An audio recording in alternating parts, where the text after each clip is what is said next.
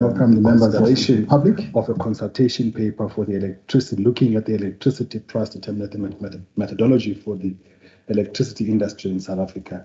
I'd like to welcome you all in all of the media platforms you may be joining from. Could I request Mr. Mavuso to kindly introduce the submission before us and perhaps to indicate who is presenting? Thank you. Thank you, Chair. Tilly will lead us on this one. Thank you very much. Thank you. Mr. Ntaken, if you can take us through the presentation, through the submission, please. And then members will then engage with submission thereafter.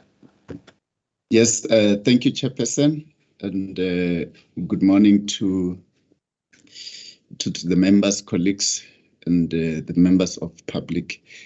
This submission, Chairperson, seeks to request the approval of the consultation paper on the electricity price determination methodology for electricity supply industry in South Africa. We also are requesting approval of the publication of this consultation paper and recommend that the consultation paper be noted by the energy regulator.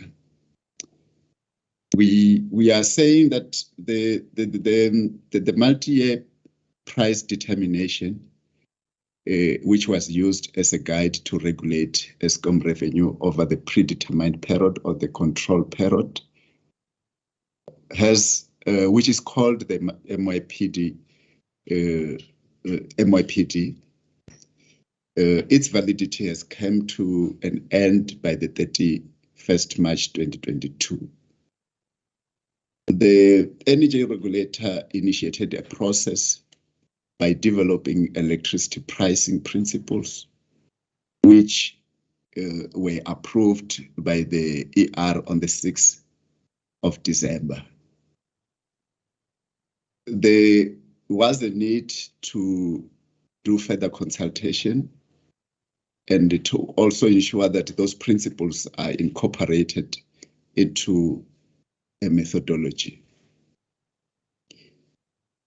The team then developed a consultation paper which takes into account the guidance that was provided by the member during the approval of the electricity pricing principle, and then developed a consultation paper which encompasses the principles that will be used to determine prices in the electricity supply industry. The consultation paper that has been developed is premised mainly on the three principles, and I will briefly explain the three principles. The first principle is about unbundling the activities, and that is identifying the activities within the value chain and also identifying the cost of those activities and converting those costs into a tariff. And the next principle is about knowing the customer, understanding the demand. That is principle 2, which seeks to understand the needs of consumers and the impact this has on the electricity system and subsequent economic cost of their consumptions. So this second principle is more about understanding the consumption of the consumer, focusing on consumer. And then the last principle is about the prices that consumer will pay, which is the consumer price. And the prices will encompasses all the cost which has been identified throughout the value chain. This consultation paper also takes into account the elements of the allowable revenue, not only the three principles which which I've just discussed.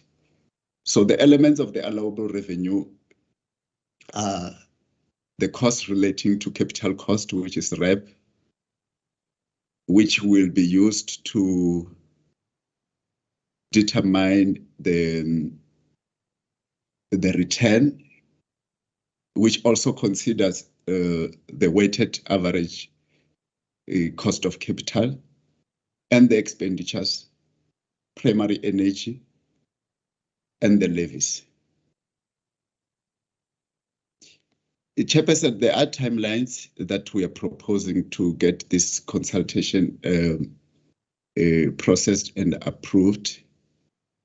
The aim is to publish the consultation paper next week and get comments from the public by the end of June, and then incorporate the comments. End of July, you mean? End of July, you mean?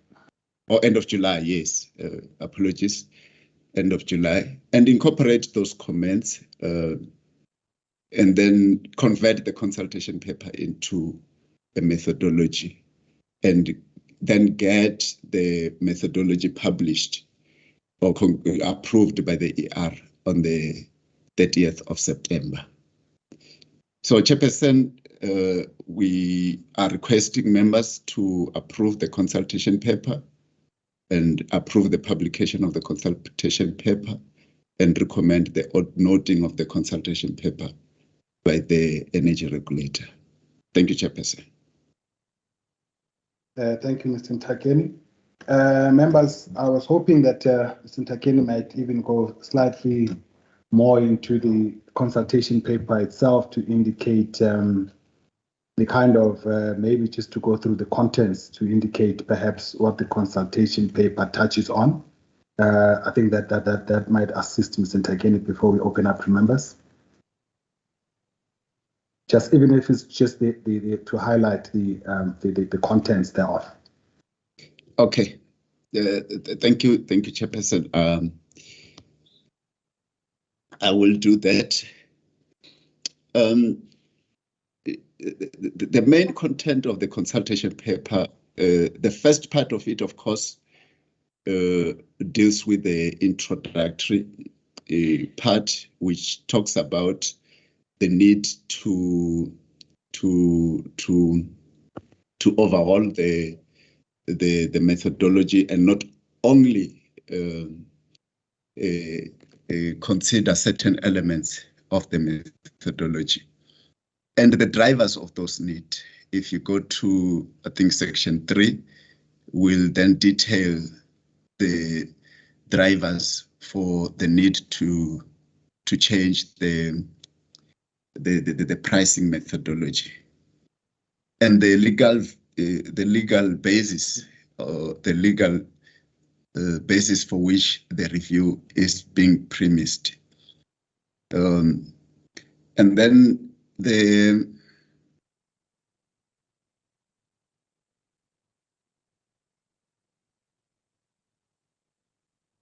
We lost you there, Mr. Ntakeni.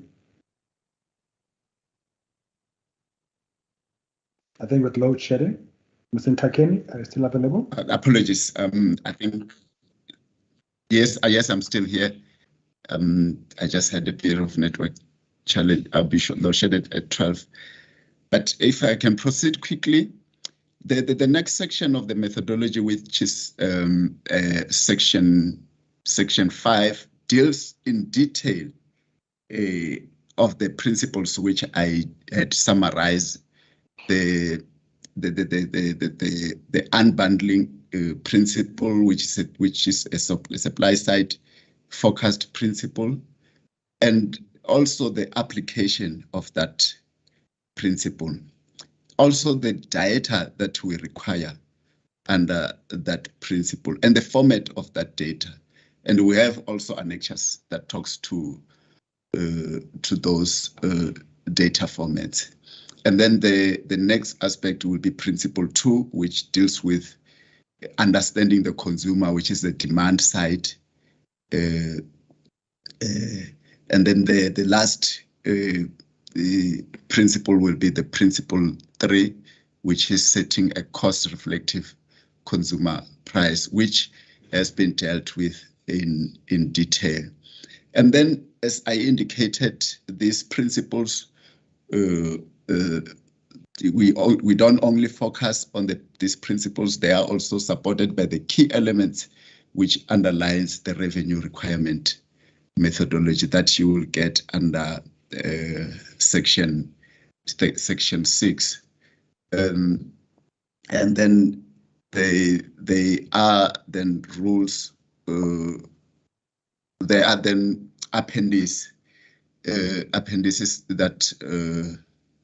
that talks to the principles that that mainly principle 1. If you go to appendix, I think appendix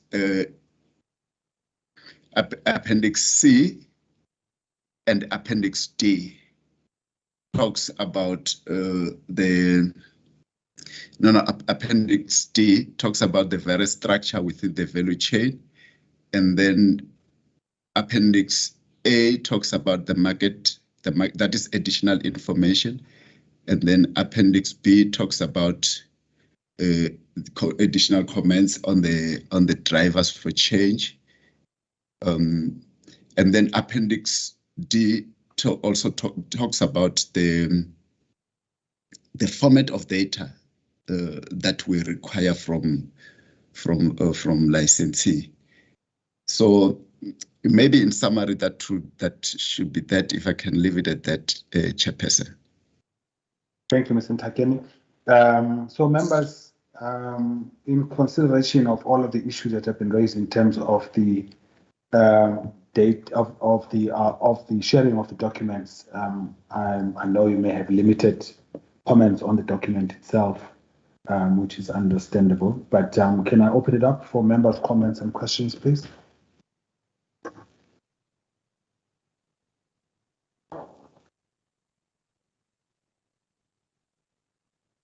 Starting with yourself, Mr. Nkiza.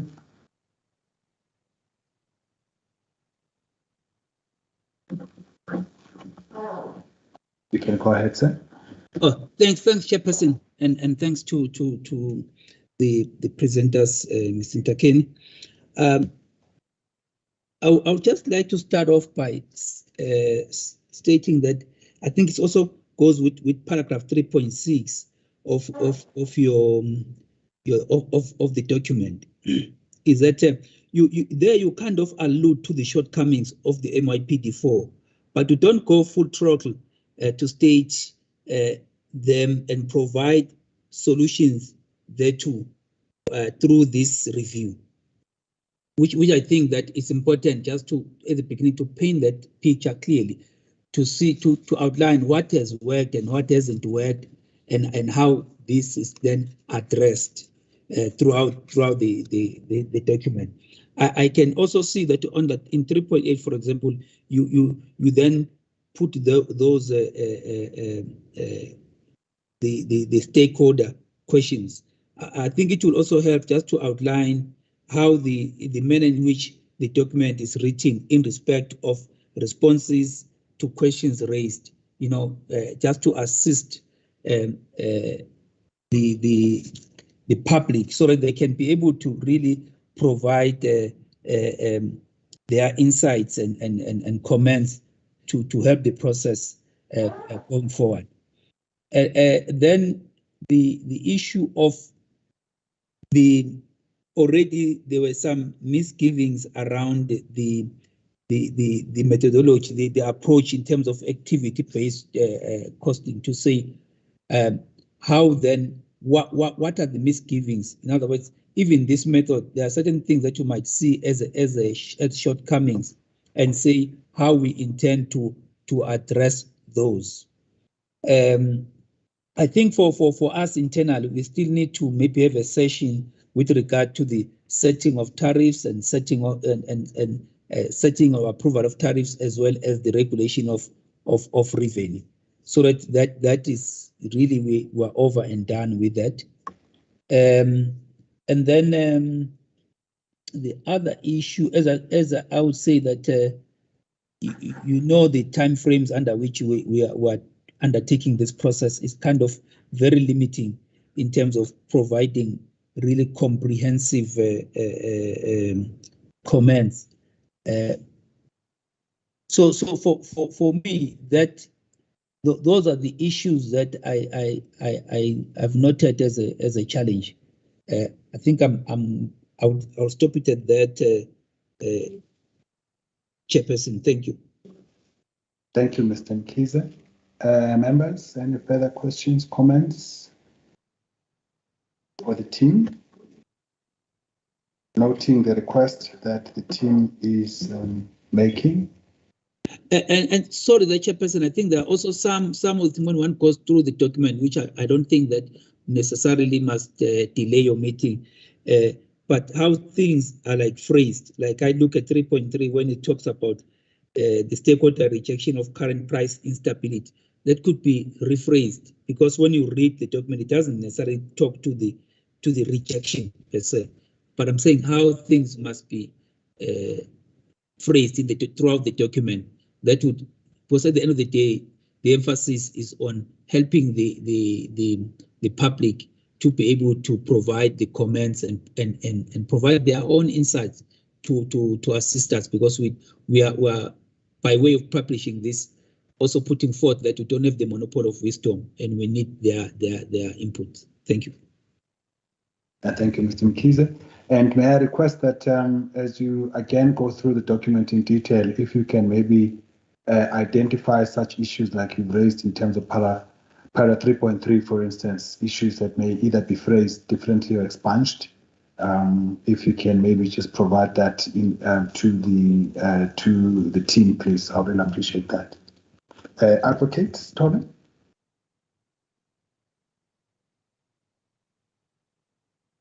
Thank you, Chairperson. Mine is under Principle 3. Principle 3. It's under I think it's the value chain for various tariffs to be covered.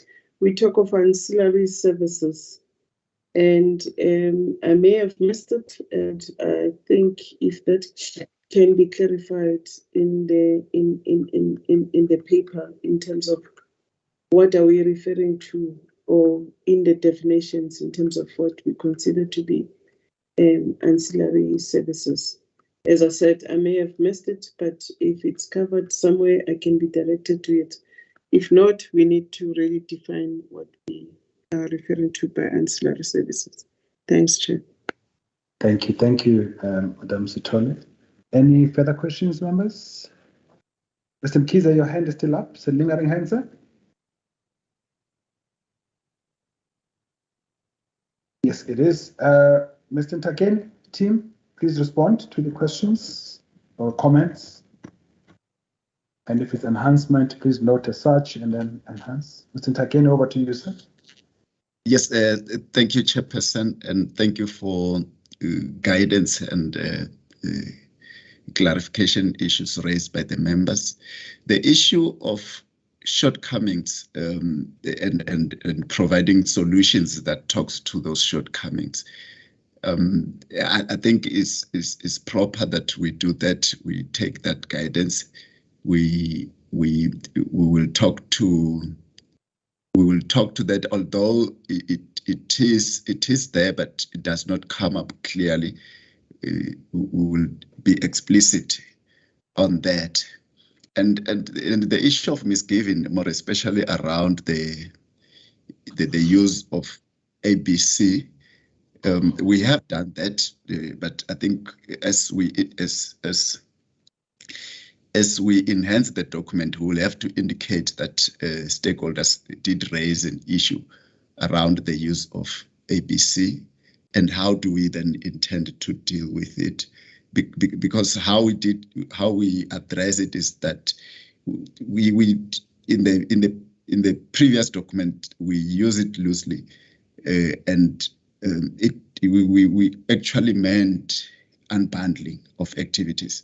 So we will indicate that how do we address the issue that stakeholders has raised around the issue of ABC, because we have it addressed, but we need to show it explicitly. And the enhancements around the issue of the style of writing, we will do that,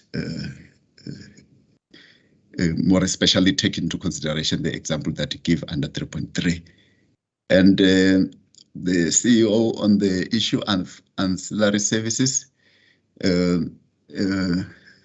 this cost has been explicitly defined. I just have to find a section or an area where this has been explicitly defined, but it's under principle 1.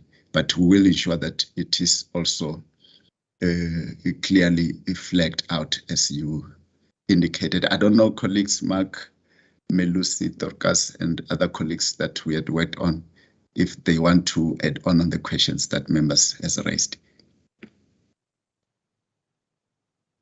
Okay, whilst your colleagues are still thinking, if I can maybe just add, I did want to expand on the issue of ABC, Mr. Mkhize, of unbundling. I think the point that I just want to raise is that this is a global phenomenon in electricity. Industry, and I guess in Africa, the leader is Uganda, started in 2000, in the late 1999, 2000, effected in 2002. There are a number of countries, even in Africa, that have gone down this route, move from a utility type, a utility providing all the services from generation, transmission, distribution, systems opt, and all of that in one.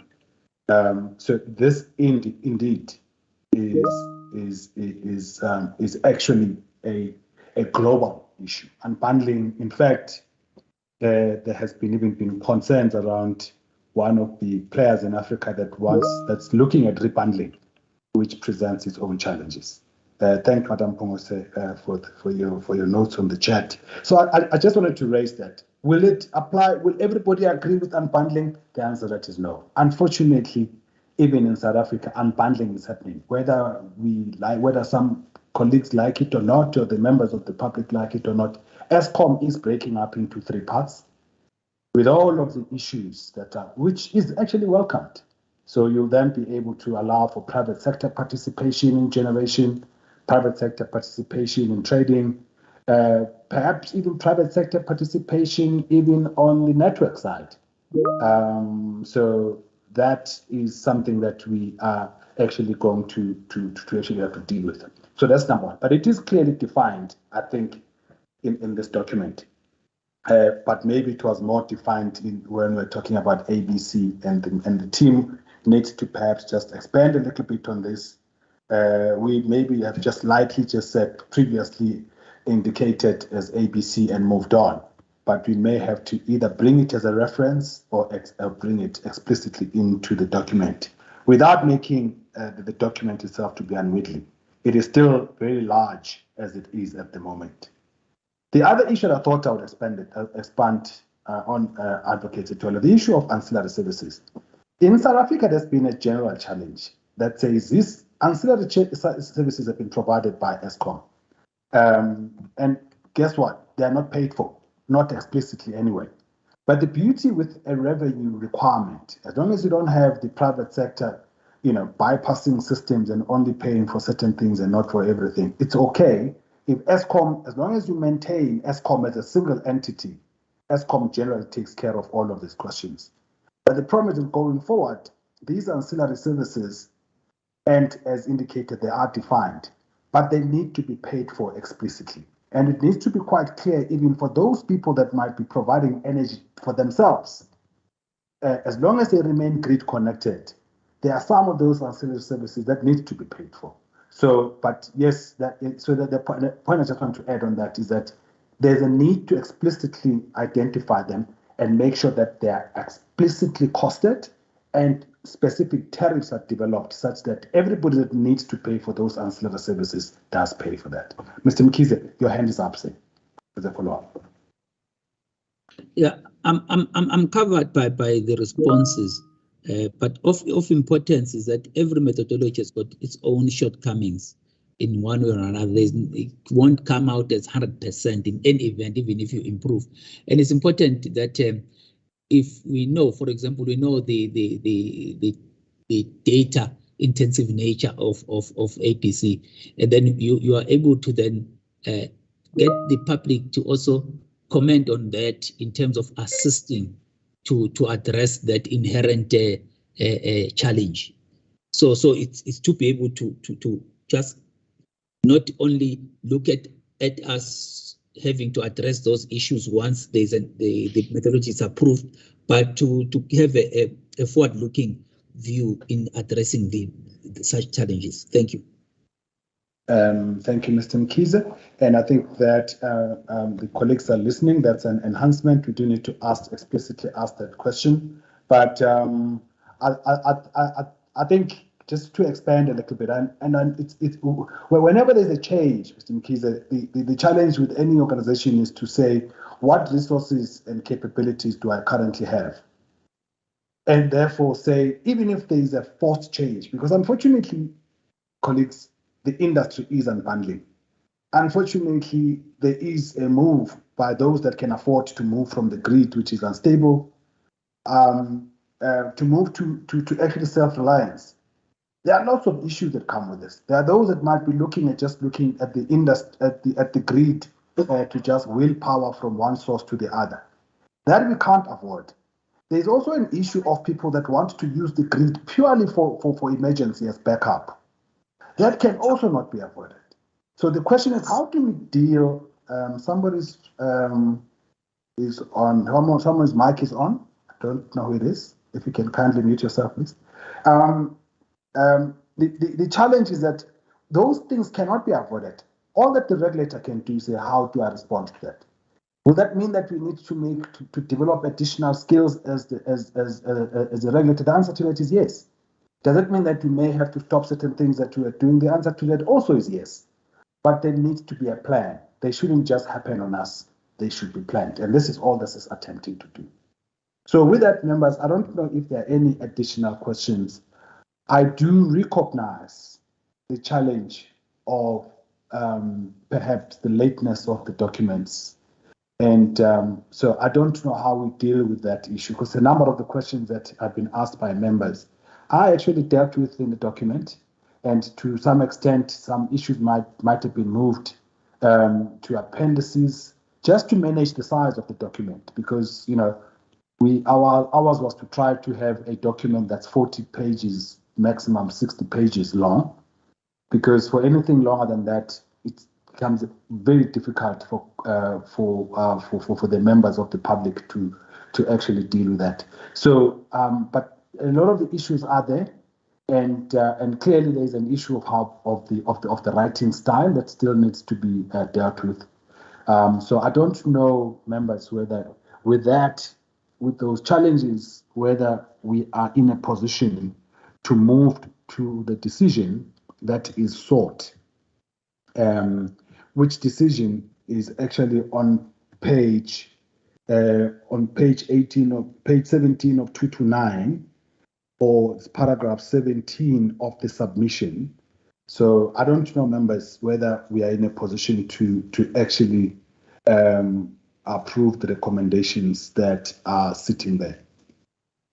Which recommendations? One is that the subcommittee is requested to approve the consultation paper, and secondly, approve it for publication on the 29th, and then thirdly, to then recommend the consultation paper to the energy regulator. Advocate Sithole, your comments, ma'am? President, with the indication that members didn't have sufficient time to interrogate the document, I hope the team will ensure that the reasons for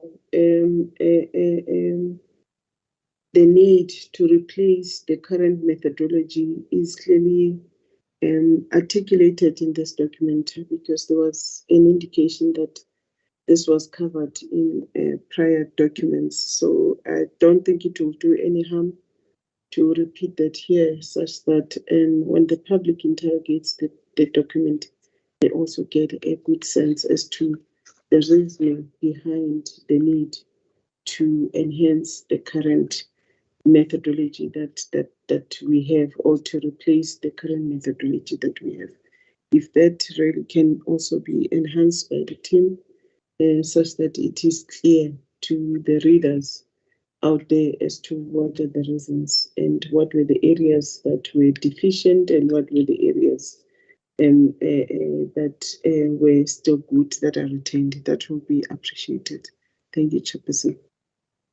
Thank you, Advocate. Mr. Mkhize? Yeah, I would.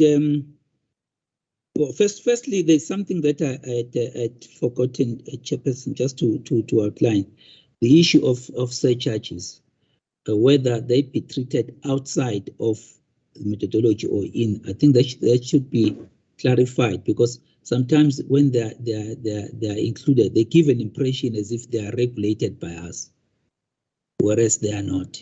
And I think that and then the municipalities might for as you rightfully state, that they're like taxes. So we need to be very clear that because they would vary also from municipality to municipality, or from one distributor to another distributor, for whatever reason.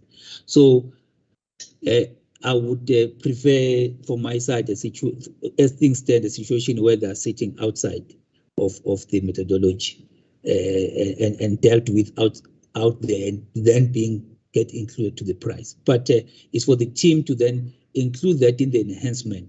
So based on what you have put forth, I would suggest that the team management and the team, they enhance the document based on these feedback now, or guidance and questions, and as well as comments put forth, and then we may then via round robin approve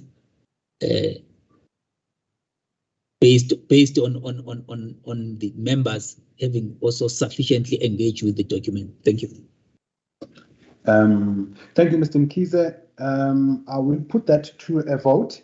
But just to maybe respond, I know that Tilly would be itching to respond to the surcharges. Yes, in the document that is explicitly indicated. We actually do request that in the provision of data, firstly, the Act itself, Section 13.3 of the Electricity Regulation Act, has always called for a separation between distribution and trading.